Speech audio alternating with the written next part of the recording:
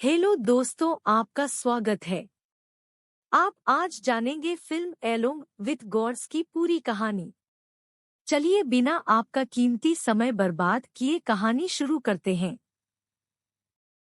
Film की शुरुआत में फायर फाइटर किम जाहोंग एक जलती हुई इमारत से एक रस्सी के सहारे निकलता है, ध्यान से एक छोटे बच्चे को अपनी बाहों में लेकर। मगर रस्सी में आग लग जाने के कारण वो छत से नीचे गिर जाते हैं और लड़की सुरक्षित बच जाती है। लड़की अपने माता पिता की ओर दौड़ती है और जाहोंग उसके पीछे दौड़ता है, लेकिन किसी ने उसे नोटिस नहीं किया। एक महिला आवाज उसका नाम पुकारती है और वह ली देओकचून को देखने के लिए मुड़ता है, जो खुद को और हेवोन मक को उसकी मौत के मुकदमे के रक्षकों के रूप में पेश करता है। जान बचाने के दौरान जाहोंग आग में मर गया और वह केवल तभी देख सकता है जब उसके सहयोगी उसके लंगड़े शरीर पर रोते हैं। जाहोंग ने उन्हें बाद के जीवन में पालन करने से इनकार कर दिया, क्योंकि वह अपनी बहरी और मूक मां के लिए चिंतित हैं। लेकिन फिर भी वह पोर्टल में खींच लिया जाता है। जीवन के बाद की दुनिया के प्रवेश द्वार पर ग्रिम रीपर गैंगरिम और जाहोंग को बधाई देता है। देओकचून ने उत्साहपूर्वक टिप्पणी की कि जाहोंग 19 साल में एक बार सम्मानित अतिथि हैं, क्योंकि उनकी मृत्यु एक महान मृत्यु थी। उसके लिए जिम्मेदार ये तीनों अगर 49 आत्माओं का सफलतापूर्वक मार्गदर्शन करते हैं तो उन्हें पुनर्जन्म का मौका मिलेगा और जाहोंग उनका 48वां हो सकता है। और नरक के द्वारों के बारे में बताते हैं। नरक के 7 स्तर हैं और सबसे पहले उसका सामना दूसरों की मृत्यु के कारण होता है। एक अग्निशामक के रूप में उन्होंने अपने सहयोगी को बचाने का प्रबंधन नहीं किया। उनके सहयोगी ने उन्हें पहले हताहत होने से बचने और उनके लिए वापस आने के लिए राजी किया था।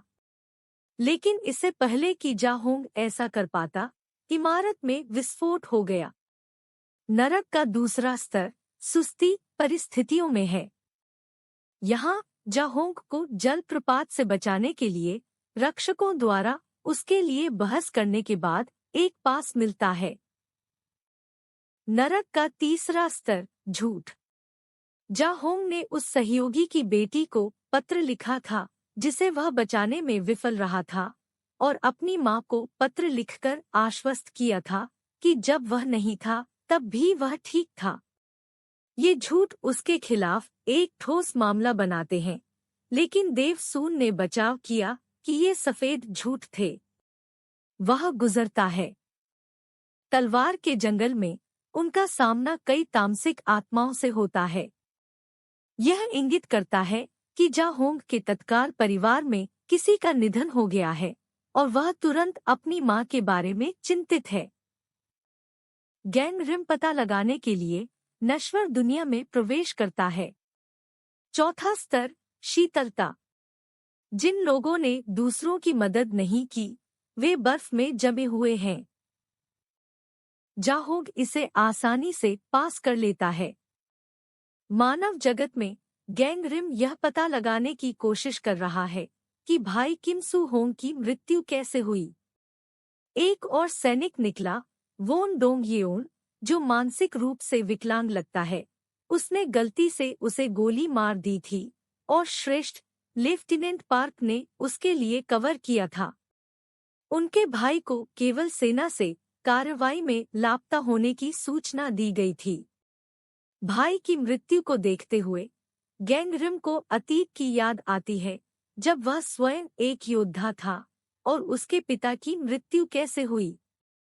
देओकसून जाहोंग को बताता है कि कैसे गंभीर रीपर के अलावा उनमें से किसी के पास भी उनकी यादें नहीं हैं। वह इस बात से ईर्ष्या करती है कि जाहोंग के पास कैसा है, और वह केवल अपने आसपास के सुंदर परिवेश की सराहना कर सकती है। जाहोंग ने टिप्पणी की कि वह दृश्यों से प्यार करता है, और हेवनमक गलती से जाहोंग को बताता है कि उसके भाई की प्रतिशोध से मृत्यु हो गई है। वे जिस केबल कार को ले जा रहे हैं वह हिलने लगती है और उनमें से 3 लगभग फेंक दी जाती हैं। नश्वर दुनिया में गैंग रिम भाई की कब्र खोद रहा है।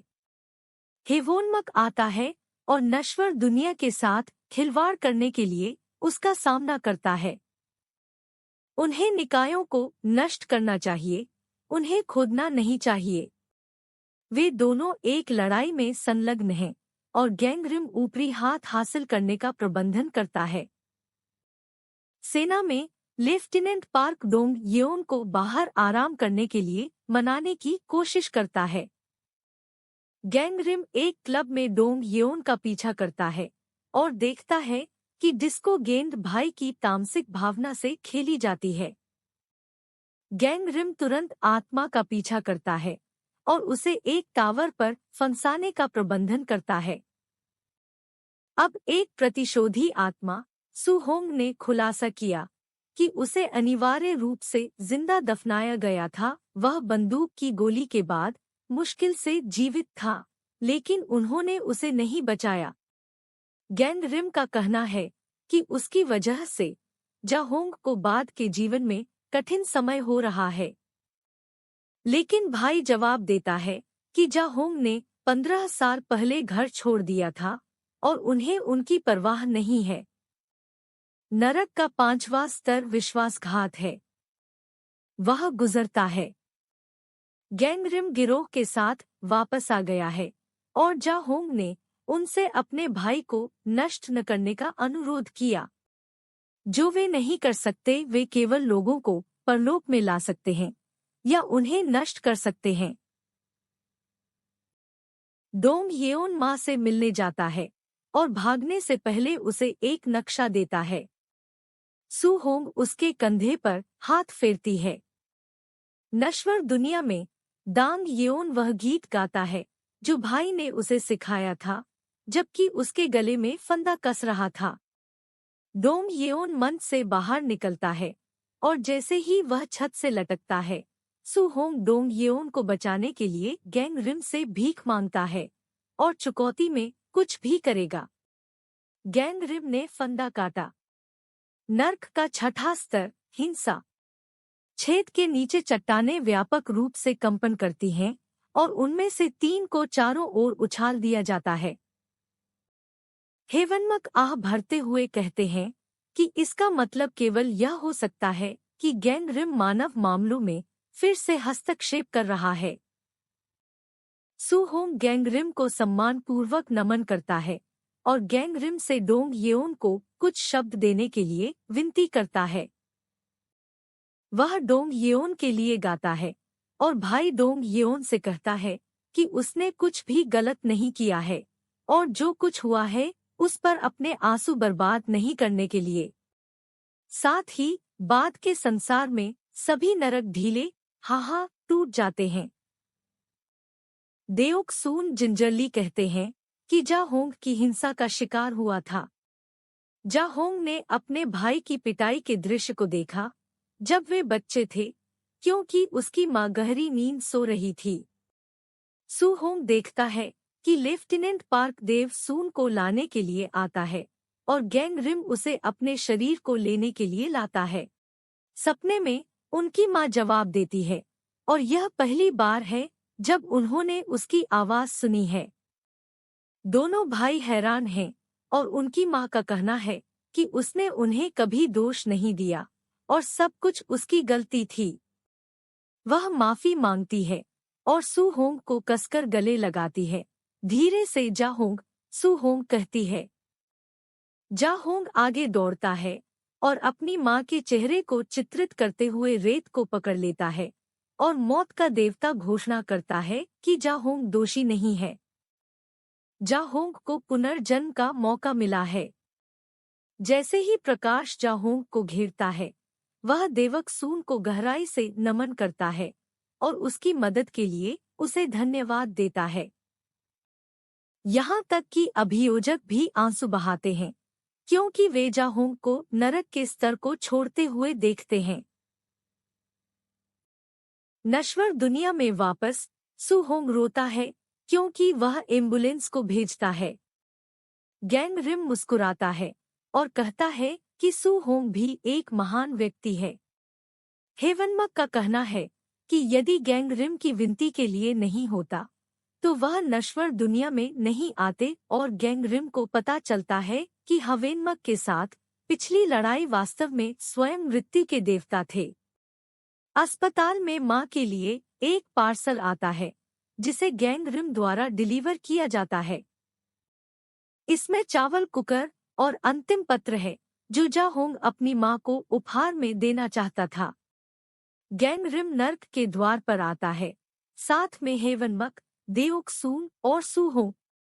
गैंग रिम हेवनमक को उनके सामने सेना से लड़ने के लिए उसका अनुसरण करने के लिए कहता है ताकि सू होंग उनका 49वां व्यक्ति बन सके। जैसा कि अपेक्षित था, अधिकांश हंसी के लिए मा डोंग सोक, जू जीहून और किम हयांगी तिकड़ी जिम्मेदार हैं और दृश्य वास्तव में प्रफुल्लित करने वाले हैं। मां दुनिया के सबसे सख्त, मतलबी दिखने वाले ड्वेन जॉनसन की तरह हैं और लोग उन्हें देखकर मुस्कुराना बंद नहीं कर सकते। यह फिल्म 1000 साल पहले गंगरिम की टीम के अतीत को भी दर्शाती है। पीरियड पीस सेक्शन नेत्रहीन प्रभावशाली है और तीनों कलाकार भूमिका निभाते और दिखते हैं। लेकिन यहाँ इन वर्गों के साथ समस्या है। जबकि आधुनिक भाग का हास्य और पिछले भाग का हृदय आनंददायक है, बस बहुत कुछ है। फिल्म मजाक के बाद मजाक के साथ और अधिक गंभीर दृश्यों को लगातार बाधित करती है, और जब हेवनमक को एक नासम चरित्र में बनाया जाता है तो उसे गंभीरता से लेना मुश्किल होता है। यह मदद नहीं करता है कि आदमी एक ही समय में गंभीर बदमाश खेलता है। वीडियो पूरा देखने के लिए आपका धन्यवाद।